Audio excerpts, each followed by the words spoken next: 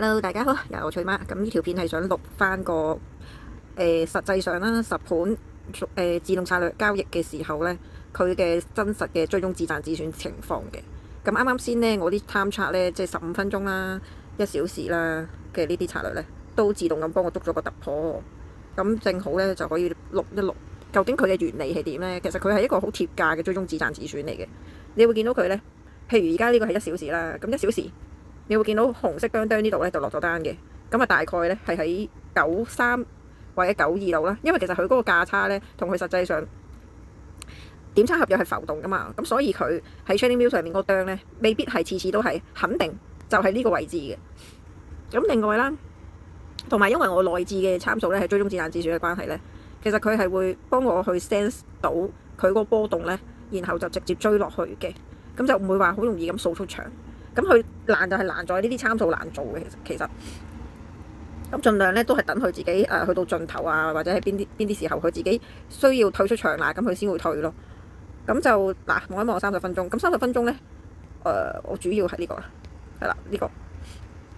咁30分鐘咧我都有 set 嘅，咁但係就冇 set 到咁多個啦，淨係 set 咗上邊係全時段嘅落單啦。咁都可以見到咧，佢有冇30分鐘啊？睇下先，30分鐘嗱30分鐘佢呢度冇落單嘅。因為佢呢度係冇哚哚噶嘛，咁可以見到佢冇一個策略咧係出咗嗰個突破單嘅，咁所以呢度呢啲單咧其實就淨係得15分鐘同埋1小時。咁15分鐘啦，咁可以見到佢呢度已經係出咗哚哚噶啦，咁啊可以望下佢係點樣幫我哋喺個盡頭，即係盡量喺個盡頭嗰度落出單啊，係啦。咁佢其實我哋嘅 CDC 畫線貨啦，咁你哋應該學咗嘅話，都會畫到我嘅呢啲大位嘅。咁有好可能即係一陣間佢係會到呢個價位先至會停咯。咁而家仲有4點先會到嘅，咁啊睇下佢係咪真係會到呢個位先至反彈，然後我哋先至出場。係啊，咁樣。咁大家都可以見到啦。咁我個本金都係得幾千蚊嘅啫，其實。就係呢個量化策略嘅好處咯，即係佢幫我哋去捉到我哋平時瞓着咗啊，或者係行開咗啊，唔係成日睇住個 mon 噶嘛，即係唔會成日睇住個圖噶，其實好攰嘅。同埋我哋就算手炒都好啦，其實都係只不過想捉突破嘅啫嘛，即係任何嘅指標啊，任何嘅所有support and resistance，其實都係為咗捉突破，同埋係要揾到佢回調嗰下嗰個 support and resistance，即係知道嗰個位係重大嘅支持與阻力，係咪？咁而家唔需要啦，咁佢就自己幫我哋去至少突破落咗單先咁樣咯。咁而家睇下佢點出場啦。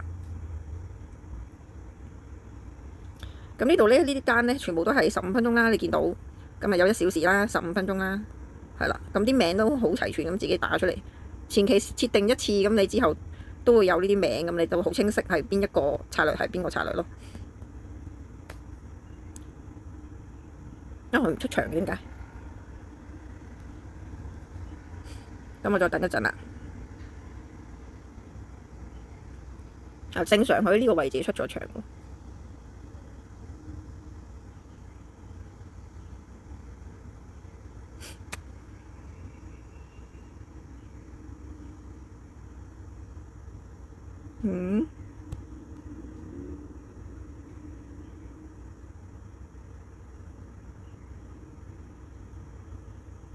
冇辦法啦，咁可能佢唔出場，咁我哋自己出啦。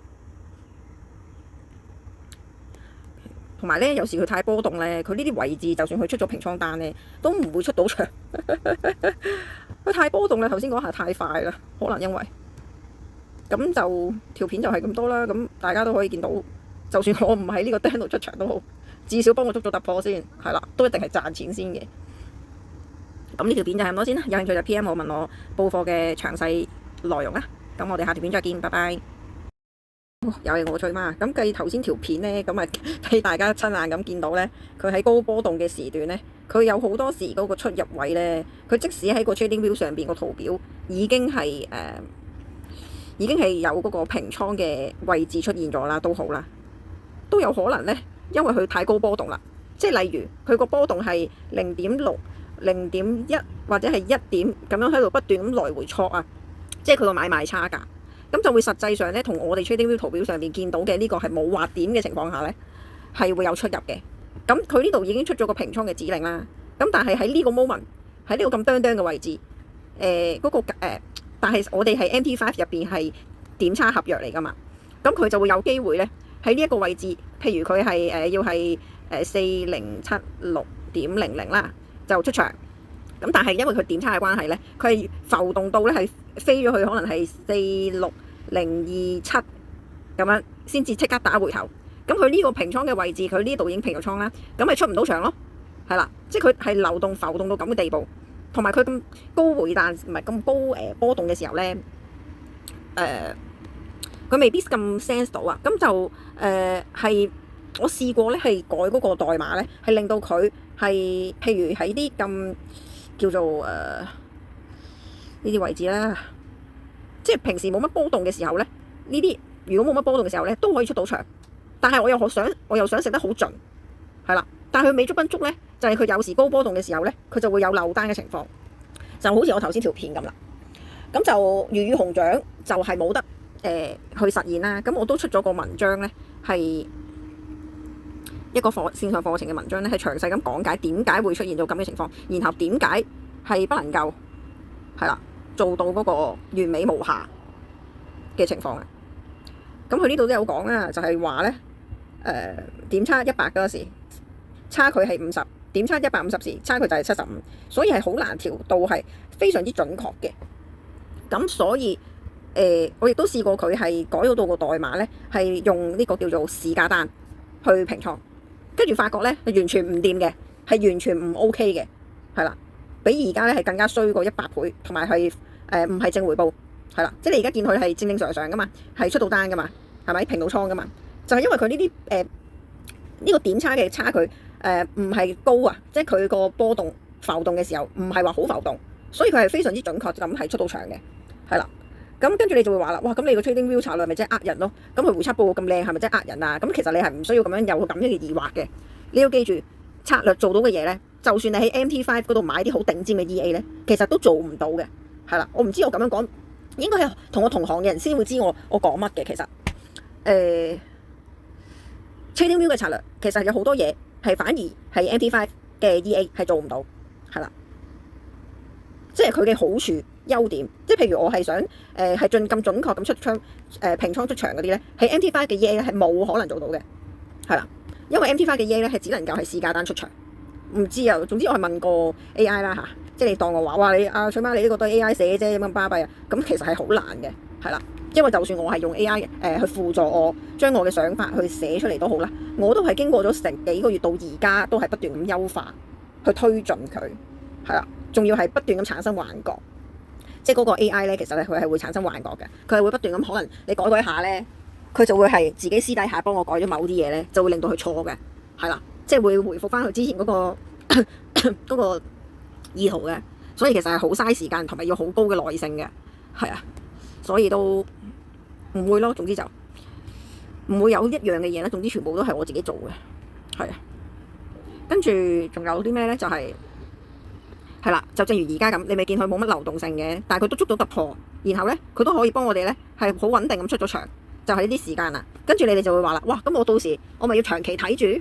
咁你又放心啦，我咧就為免大家混亂咧，都已經係特登寫埋呢個指標出嚟，就係呢個 Best Time CTC 啦。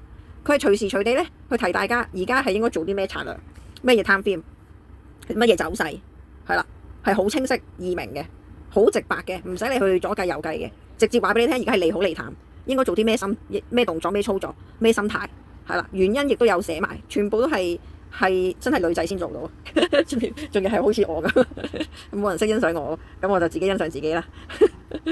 咁啊呢度咧，其實咧冇人咁樣做過嘅出邊，因為其實好多時啦，寫呢啲策略嘅人咧，多數都係男人，第一，第二，多數都係外國人，仲有嘅係男仔咧，通常都係只會照板煮碗去抄或者用人哋嘅策略，係啦，即係用人哋嘅 EA 去改版，但係其實佢哋係唔會自己去。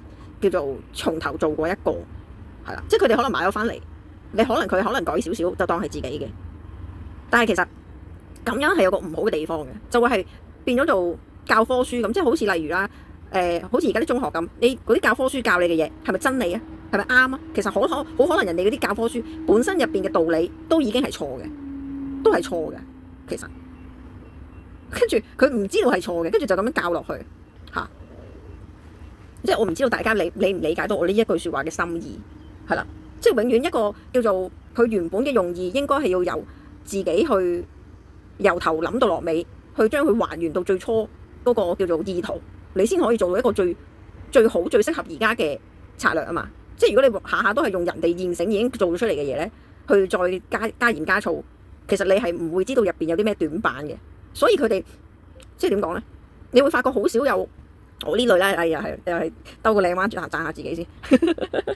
總之係即係我呢樣嘢冇人哋啲 EA 好似好高大上咁，但係其實咧我反而我係女人啦，即係我係一個新手啦，小白啦嚇，啱啱接觸初接觸策略，其實反而策略係更加比起 EA 更加 user friendly 真嘅，因為其實佢入邊即係你總之你哋唔係寫策略嗰個，即係唔係做策略嗰個，你唔會知道有咩好處嘅比起 EA 係啦。雖然你哋會覺得哇你 EA好似好方便24小時，但係其實話俾你聽啊，一樣都係有危險性嘅，同埋佢係更加危險。點解咁講？因為你 EA 你一個 EA 啫，係啦，即係人哋賣俾你係賣一個 EA 啫嘛。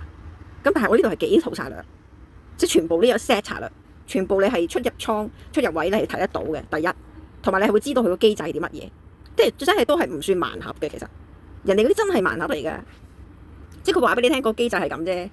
即係佢個回測報告俾你睇，係好表面嘅嗰個數據，你都唔可以去撳嗰個探測，去睇下佢嗰個我要睇幾多邊個時段，跟住睇嗰個時段，人哋其實都唔會俾你睇啦。其實講真嘅喎，但係人哋都賣幾千蚊嘅喎，至少幾千到幾萬都有一個啫人哋。不過呢個題外話啦，咁我而家講翻，又講埋晒啲閒話家常。咁而家講翻個策略先，咁咧已經係一個新手啊！完全我係企喺用家嘅角度咧，去令到所有嘢都係新手 user friendly 真係中學生啊！我當你一個中學生，我叫佢當機咁打，都一定識打啦，係嘛？即係嗱呢個日曆我做埋出嚟啦，但係咧都仲未做埋呢個僅限邀請，因為我唔知點解我想撈到上去僅限邀請嗰度咧，就俾埋你哋用。咁但係咧就唔知點解唔得，咁啊冇辦法啦，唔知點解撈唔到上去。佢好方便㗎，嗱呢一個日曆。隨時你邊個月嘅，你就睇翻邊個月，跟住到時咧，咁你撳實佢咧，或者用 mouse 移上去咧，你就見到當日係有啲乜嘢事件發生啊，利好定利淡黃金啊，非常方便，咁啊唔會唔記得啦，係咪？跟住咧，仲有嘅係咧，係啦，然之後就同埋咧，佢呢度已經係隨時咁嗌晒你話，而家咩時段啊，咁係俾你一個參考性嘅，係啦，咁就唔需要驚話，哇你10盤。哇！如果你係有啲單喺高波動嘅時段，佢係會平切倉，咁我咪會有漏單，我咪會有蝕錢嘅危險咯。咁你又唔使驚喎，咁你咪當佢係一個輔助嘅形式咯。即係講真，你始終咧，你當佢係一個輔助嘅輔助。你以前手炒嘅時候，即係冇咁麻煩，要睇咁多樣嘢先可以捉到突破，即係唔使時時刻刻都要幫住。你當佢係輔助，你幫你喺你忙緊嘅時候都可以幫你捉突破。咁講真啦，而家香港人都成日都手機唔離手噶啦，你可能睇下片出下街，跟住你平時都會成日都睇電話噶啦，睇視頻噶啦，咁你咪得閒講真習慣開下好似我咁而家開個圖，睇下佢係咪正常咯，係咪？咁如果佢有啲漏單嘅情況咯，或者係有啲高波動嘅時段咯，即係譬如我今朝咁，我今朝咪拍咗條片，即係頭先條片啦，咁我咪睇住佢噶嘛，咁我咪自己可以平到倉咯，係咪先？咁我試過，其實就算佢平到倉，好似我夜晚瞓着咗，我第二朝起身，其實佢都唔會爆倉嘅，其實都唔會喎。即係如果你驚嘅，咁咪淨係開1、2個策略咯。即係所有嘅策略嘅數量同埋注碼係自己控制噶嘛，即係俾到成 set 你，係咪先？咁你到時10盤，你用一個幾百蚊又好，幾千蚊又好，你咪試1、2個策略，都可以試到個真偽啦。其實係啦，咁就唔好嘥時間去再做。即係其實我係叫大家做 demo 嘅，但係其實基本上咧，講真咧。你做1日 demo 啊，即係俾咗我啊，其實都夠噶，或者1個禮拜都夠噶啦。因為你1個禮拜入邊基本上都已經係出齊晒所有嘅嗰啲叫做市況噶啦嘛。喂，1個禮拜有5日噶喎，嗰5日入邊由星期1至5，你啲咩市況都可能有出現過噶啦。其實咁佢仲可以有啲咩市況突發性，會咁突然之間令到你爆倉咧？即係日後係咪先？咁佢嗰啲參數又唔會改變嘅，佢嗰啲追蹤止賺止損嘅代碼都唔會變噶，即係已經係最好噶咯喎。咁佢唔會話，因為我呢個禮拜佢啲成個禮拜嘅市況，譬如我呢度啦，15分鐘圖，成個禮拜嘅市況又橫行又突破橫行突破橫行突破呢啲市況都經歷晒㗎啦，其實係咪先？佢係點咪就係點咯，唔使話睇到去下年咁樣，一個禮拜睇晒㗎啦。因為其實你係最想知道佢究竟係唔同嘅市況有啲咩表現嘅啫嘛，係嘛？係咪先？咁你有幾大分別啫？嚇！至少我呢一個星期試過衝上去100點又有，係咪？呢度衝咗成200點啦，呢度200點係咪？跟住又橫行咗唔知幾耐嘅又有，咁個情況都已經一目了然啦，係咪？啱啱橫行嘅時間又有，跟住衝翻落嚟又有，突然間衝落去嘅又有，咁你呢啲市況嗰個情況出單入單嘅情況係點咧？其實一個禮拜睇到晒㗎啦，只要你係上心啲嘅話不過我唔係話催大家啲乜嘢嘅，我只係覺得，只係覺得，喂，即係時機呢啲唔係成日有嘅，好似今日咁不過我試過啦，講真，試過好多次嗰個叫做勝率咧，大概係45%度嘅一日，大概嘅咋嚇，唔係肯定嘅。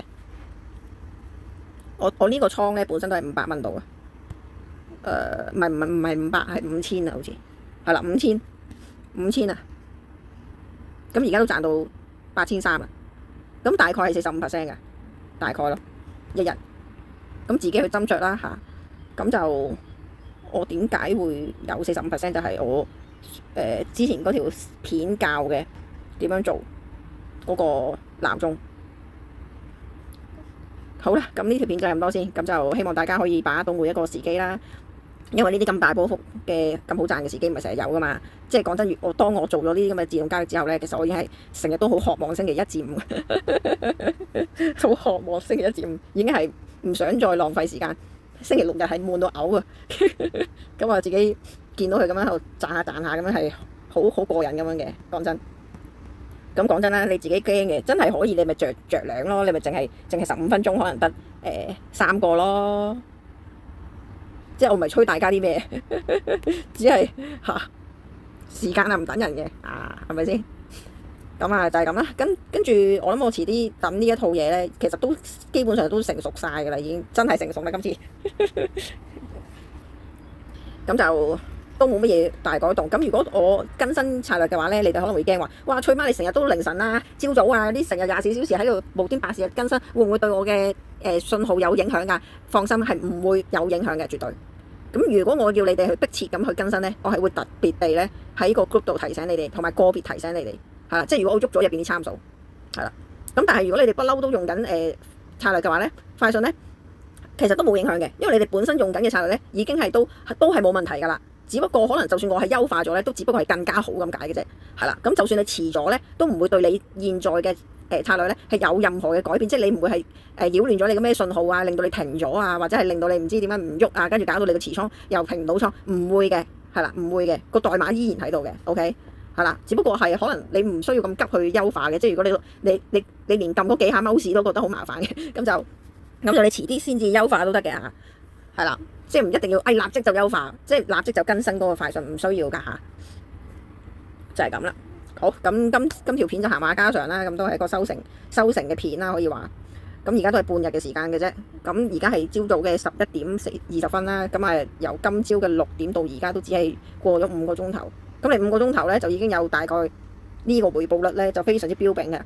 其實咧我套策略咧話俾人聽咁樣嘅回報率咧，其實冇人信嘅。講真，香港地人哋一定會諗住咧，你咁好賺點會賣俾人啊？肯定呃人啦、詐騙啦又係嗰啲咩我賺夠我俾啲你賺嘅系列啦。即係啲香港人一定係咁，多數都係咁反而唔信嘅係啦。不過我都覺得係誇張，佢呢度真係得幾千嘅啫喎。你諗下啦，我本身得5000度嘅啫，係啦。咁我尋日都賺咗1000左右啦，咁今日又賺咗2000，係啦，係咯。咁呢個收成片啦，咁希望大家報得我課程。